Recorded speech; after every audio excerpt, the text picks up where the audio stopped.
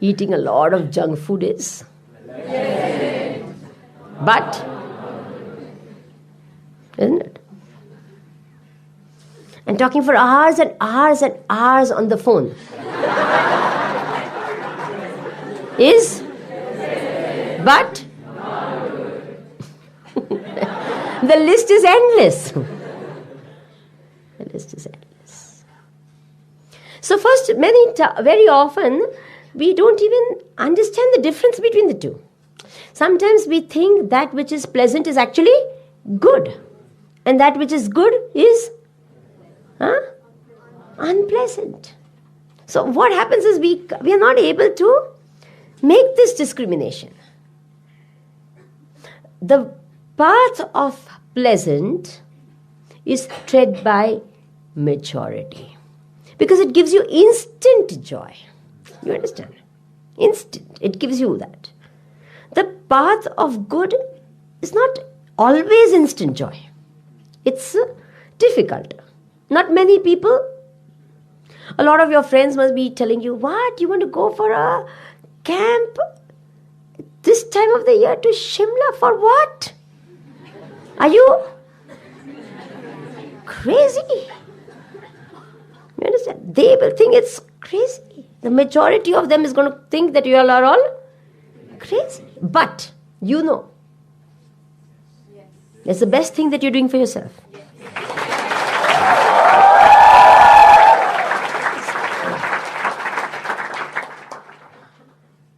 So therefore, and at every moment of time we have this choice, remember. And it comes to us moment to moment, day to day. Huh? It is not that once in a while it's going to come. No, you're going to choose from morning you get up, and you have to make this choice between this and this, this and this, this and this. And very often it happens. Jaane to na. Sab log ye karte hai. Why should I? It's too much of a strain. All the time, to be alert. Arey, come on, once in a while, it's okay. You understand?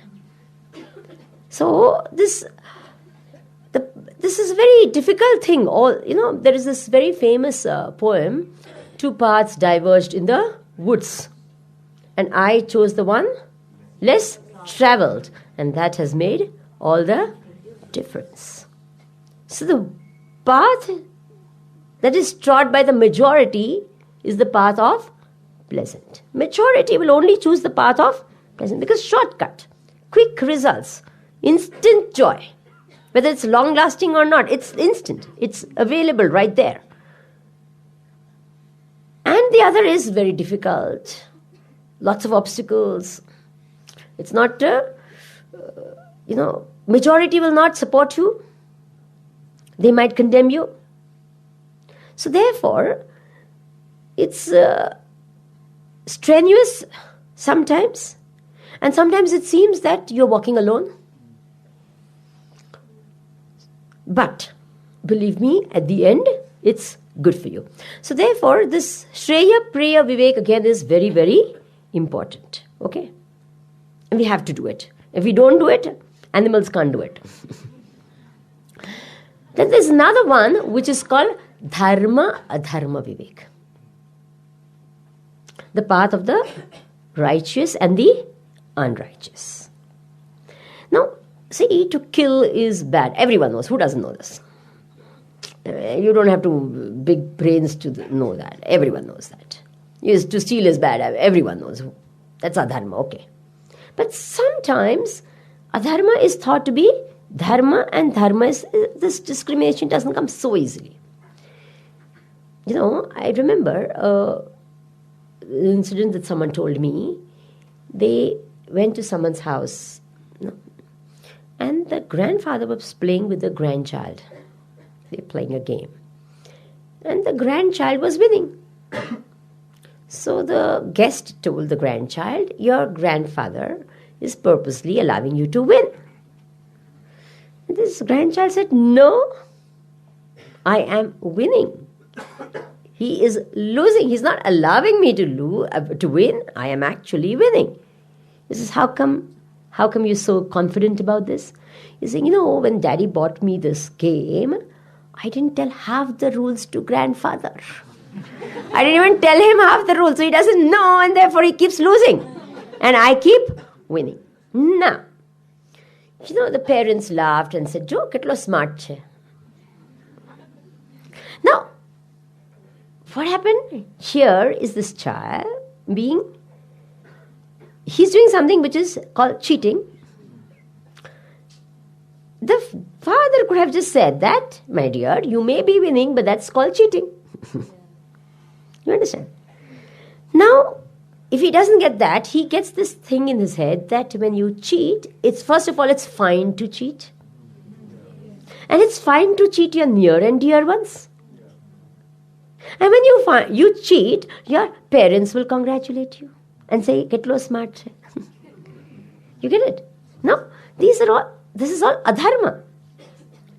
But when you think the parents are good parents, good families, it's not even they're bad people and they're doing something terrible. But unconsciously, these type of adharma creeps into our thinking in our life. So you have to be very, very alert about this also, that you don't fall into, sometimes, unconsciously, you don't even mean it. You talk about someone in a negative light with someone, and you fill that person's heart with doubts. You understand? You don't even realize you're doing something. And sometimes you think you're doing very good. I wanted to warn her how that person is, and so I told her this is so and so. But you don't realize you're actually gossiping about someone, and you're talking bad. You're making the other person, showing another person a bad light. This is all adharma. It's not good. Are you understanding? So it's very, very often it happens that this dharma, adharma, vivek does not happen. Adharma is understood as dharma, dharma is understood as adharma. So these are few of the viveka that only human beings can do, animals can't. There are, of course, this is all the type of viveks that we did right now, are the type that make us very, very happy in life. But there's a different category of vivek, which I won't be touching right now, but I'm just making you aware that there is a category of vivek which is completely different from what I've described, which is called Atma Anatma Vivek. Something deeper, something more. Yes. Atma Anatma Vivek, Drigdrishya Vivek, Sat Asat Vivek, and a little higher category of vivek, which only human beings can do, animals can't do. You want to explore that a little bit? Are you all ready? Yes. All alert? Yes. Right. What is this? Mic. Right. How do you know it's a mic? I'm seeing it. Now, how did you see it? Obviously, eyes. Very good. The eyes are the seer, and the mic is the seen. Are you with me? Seer is different from the seen. Seer can see the seen, but the seen cannot see the seer. Okay? Now, how do you know that your eyes see? I know my eyes see. How do you know that your eyes see? If your mind was not behind the eyes that saw, could you see? No. If your mind is wandering, your eyes could be open. It happens, some people like that. And you pass by in front of them also. And then you say, are you there? Eyes are open, but nothing registers. Why? Especially when they have these accidents, they always say, "Arey, dekh ke chalao." Aankh band karke chalata hai kya? So you think people drive with their eyes closed? No. Eyes are open, but so you don't see. So mind knows what the eyes see. Is it not? So the mind knows what the eyes are seeing. So the mind is the knower and the eyes are the known or the seen. But the eyes don't know what the mind thinks. The seer knows the seen, But the seen does not know the seer. Okay? Now, how do you know that your mind knows what the eyes see? Okay. Have you understood what I spoke till now? Even if you say I didn't understand, it's fine. Okay, I didn't understand anything you spoke. Wonderful. How do you know that you didn't understand? I know I didn't understand. Agreed? I know I didn't understand. Understanding or not understanding happens where? In the mind. And there is an I that knows the mind. So, I, the knower, is different from the I know the mind. But the mind cannot know the seer knows the seen. But the seen cannot know the seer. Now, who is this I that knows the mind? That. Now, what happens right now? We have mistaken the I to be what? The seen. Is it true or not? I am fat. I am slim. I am tall. I am short. What is tall, short, fat, and slim? The body, the seen. Are you the seer or are you the seen? I am glad. I am bad. I am sad. I am mad. What is all that? The mind. The mind is the seer or the seen? Seen. And who are you? And what are you saying? I am the seen. Are you understanding that? Yes. Now this is a higher form of discrimination, okay? You think animals can do that?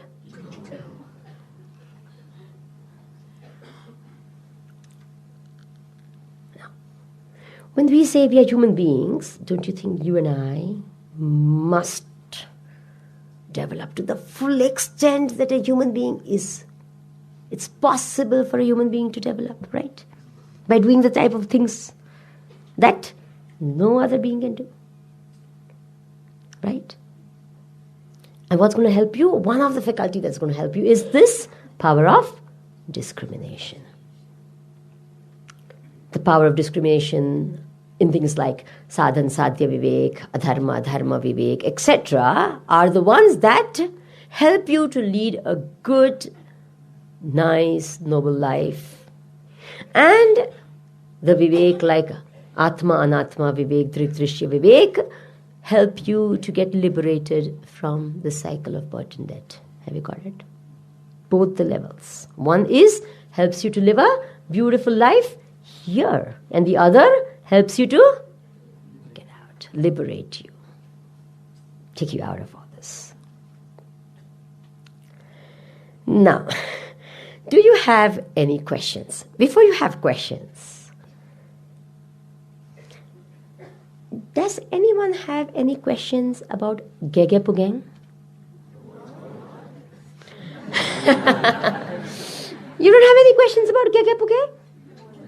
No. The only question you have, what is Gegepugang? Now, you cannot have any questions about something you don't know anything about. Isn't it true? Yes. Now, if you know everything about something, will you have a question? No. So questions come only when you have incomplete knowledge. First and foremost. Isn't it? Questions arise in our mind when there is some information given from outside and some which we already have within us. When these two don't match, how is it possible? She said this, but I think like that. My experience is like that. How is? You understand? That's when questions arise. Also, two people never have questions. Who are they? One who doesn't think at all. No questions. And one who's thought everything. Ajnani, has no questions. And a Mahaajnani, now we fall into neither categories. Is it true or not? So all of us must have questions. It shows that you are a thinking mind if you have a question. Right? So now, if you have questions, we can. Any questions? People are saying that it's true. Oh. So if I can just read out. Yes. Till when? Let's see a little time. The question is, how does one keep oneself inspired when one fails to bridge the gap between the ideals and the behavior? And the natural tendency is to lower the ideal.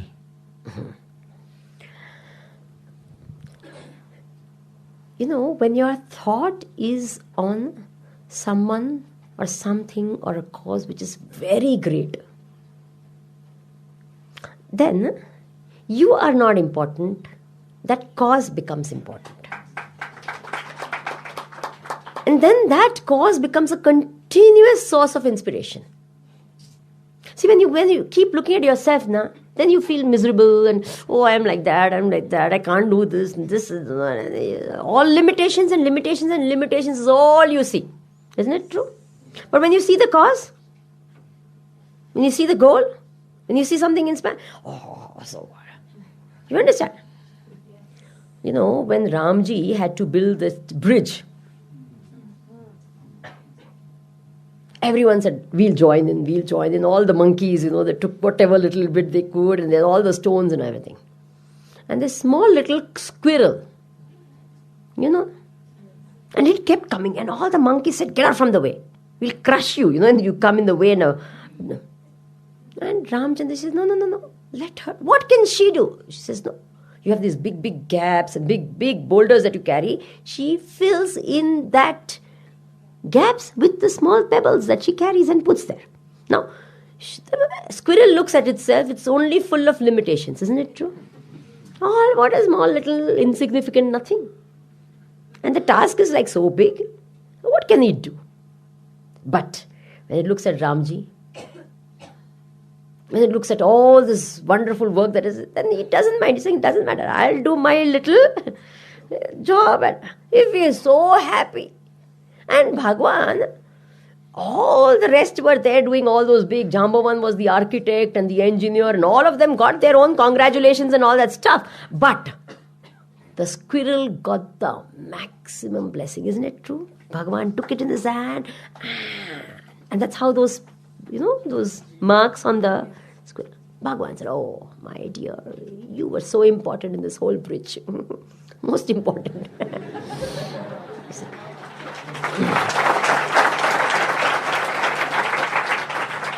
So when you look at yourself, it's all limitation. But when you look at the goal, it's all inspiration. The next question is, once you realize that you are that the tamogun is dominant in you at the moment, how do you change into sattvic gun? Tamogun to Satwakun, you can't do in a jump. You first come to Rajoguna. The person is completely lazy. Then what do? You get up and work. Any type of work, but work. Doesn't matter what it is. Don't all of a sudden, nishkam karma. It won't happen. You go and just do something. Please get up. Tamoguna is ubhaya guna virodhi. Tamoguna, like for example, avichar is a tamoguna. Not thinking is tamoguna. And not doing is also tamoguna. So not doing is opposed to rajoguna, and not thinking is opposed to satvaguna. You understand? And I tell you, laziness of the body is there, laziness in work, that. But a greater laziness is the laziness of thinking. I tell you, that is the worst enemy. And most of us, we don't want to really do any. We would prefer someone else do thinking for us. તમે કહો ને તમે કહો અરે વિચાર.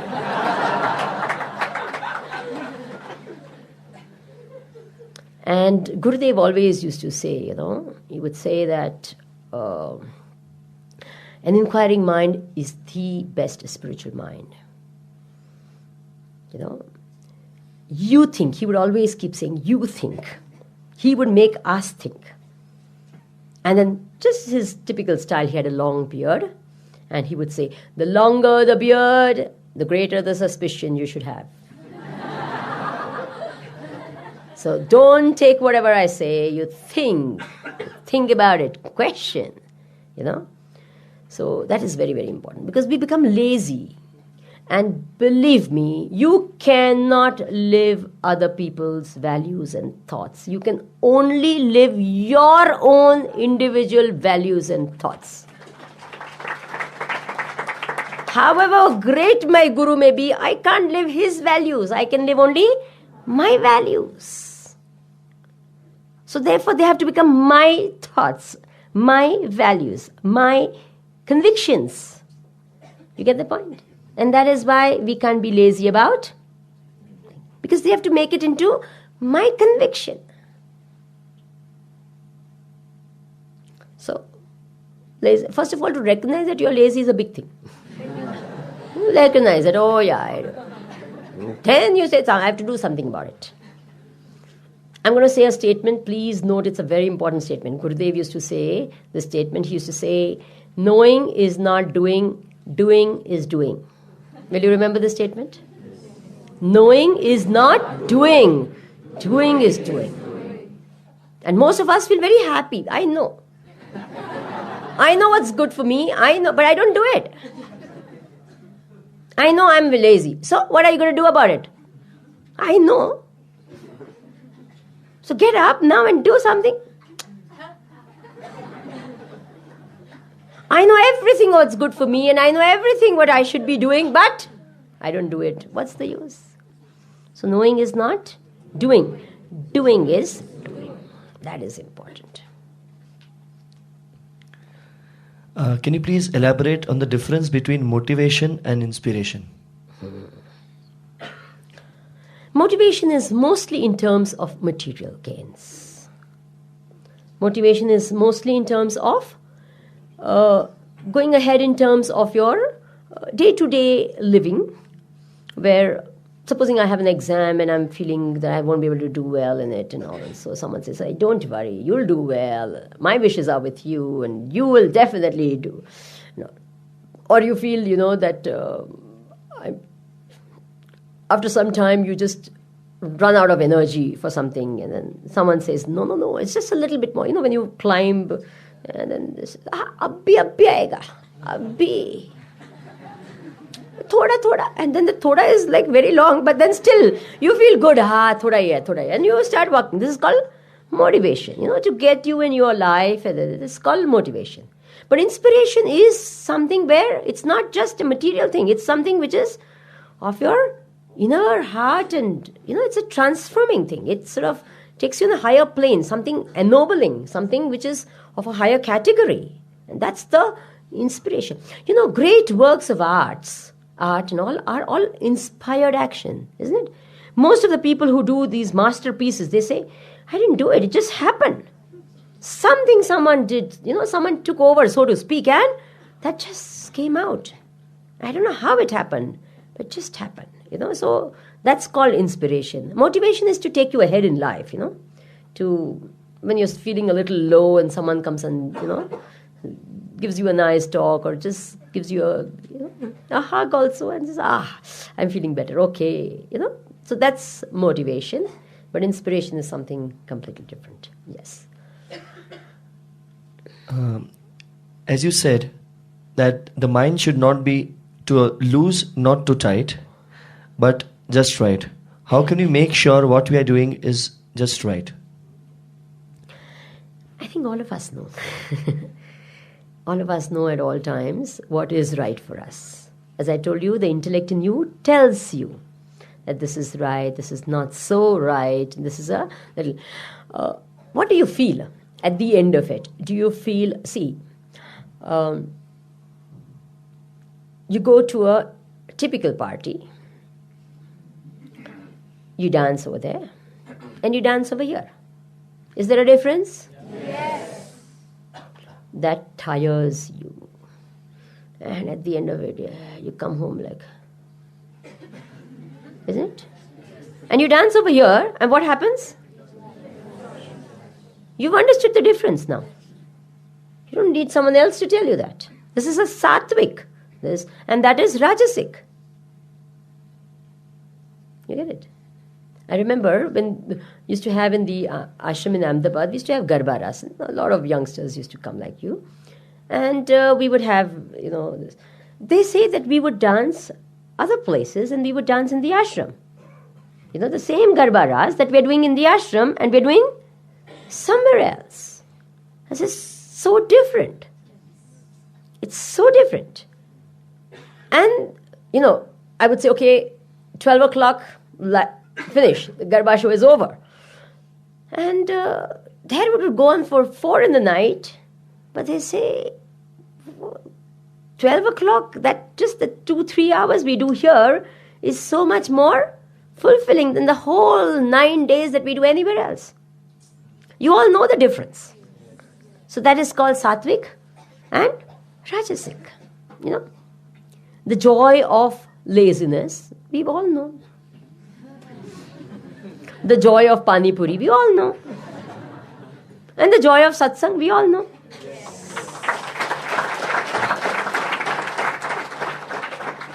So we know what's right, isn't it? How do you manage fickle-mindedness and indecisiveness? See, what happens is, first of all, as I said, our brain is the only thing we have, our intellect, right? On which to base all our decisions, right? So what we should do is, at a point of time, say, okay, I have a choice between this and this and this. Now, I have only this little faculty that I have. If I can ask for advice from a person whom I have enough faith and trust, then it's one thing. Otherwise, we go to someone who's our age, and now you have first 3 choices. Now they put 5 more choices in front of you, and now you're more confused. There's so many other things that you have. No. But if you have someone whom you think is more authority and all, and says, no, from the 3, this is the best choice, this may be a better, this is the pros and cons of this, etc. you have. Now, with the present faculty that you have to make a decision. And then you have to have the guts to face if it's a wrong decision. You understand? But if you don't, you keep on saying, you have to choose one and do it. Then you are giving your own buddhi a force and a strength. The next time that buddhi is going to support you again. Otherwise you keep on, you make a decision. No, it will not be. Now you are cutting your own legs. You understand that? All the time. You say this, then you yourself cut it out. So your buddhi will always remain weak. So what you do is, you say, okay, fine, this is what I knew and this is what I had, and I'm going to make a decision based on this. Then you give your own buddhi strength. Okay? And very often it happens that it's right. Sometimes it happens it's not right. When you come to know it's not right, you say, next time I won't do this mistake. I'll do a new mistake, but not the same mistake. You understand?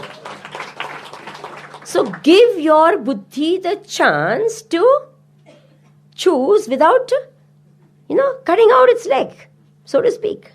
Then you become more decisive in your, because you're giving it power, na? Then it tells you, okay, this is right, this is not right, don't do this, etc., etc. And therefore, why does fickle-mindedness come? Fear, more than fear, we have too many goals. Too much. I want this also, I want this also. La karu, aju to a karta hoyi એટલે પેલું બહુ મજા આવશે. આ કરી આપણે ચલો આ કરીએ ને એટલે why can't we do this? મજા આમાં તો બહુ જ છે. અને મારી ફ્રેન્ડ પણ કરે છે, હું પણ કરું છું, let's go there. અને હજુ તો કરતા હોઈ એટલી વારમાં. So you never on one thing. That is it. So what you should do is that when you're doing something, I said, let me do it. Bas. But then that is more attractive. બધા ત્યાં ગયા. ભલે બધા ત્યાં. હું અહીંયા જઈને પતાઈ દઉં છું. You understand? Then that fickle-mindedness has a tendency to, it's a snake. It's become more steady. Let everyone enjoy. Let me be the only person over here, but I'm going to do it. So that is very, very important also. Maybe a last question. Normally, while managing the mind, one tends to suppress it. How does one avoid this trap of suppressing the mind? The solution given in our scriptures is so beautiful. This is, don't suppress the mind, sublimate your mind. What do you mean by that? Very, very beautiful. Now you have desire for eating sweets. You love eating sweets. As many as possible. You love. Okay, what do? Take out this sankalpa कि 5 ने खवડાવીને ખાઈશ.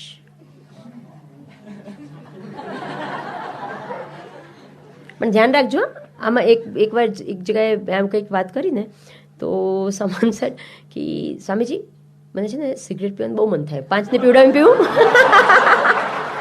મેં કીધું આવું ના કરાય, આવું ના કરાય.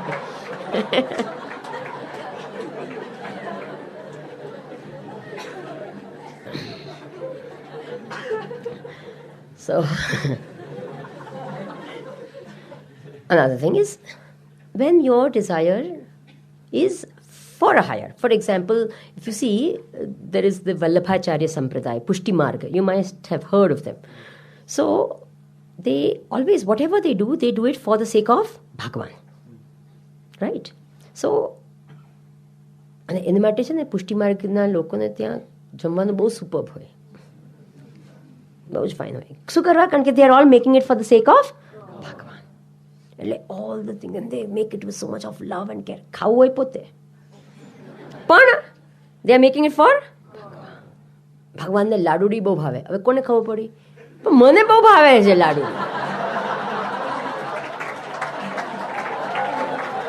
So what do? But there is a whole that I'm going to make it for the sake of Lord. They won't taste it before. They will offer it to God in the tulsi mukh se, ne baddu aapse Bhagwan ne jamaat se karse the, and then alone will they take it as prasad. And when you take it as prasad, you don't eat 1 kilo of prasad. You eat a little bit of prasad, right? So then the whole thing automatically gets what? Controlled. You understand?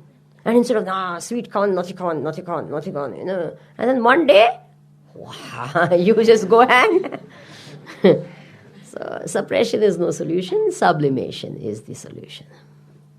I think we.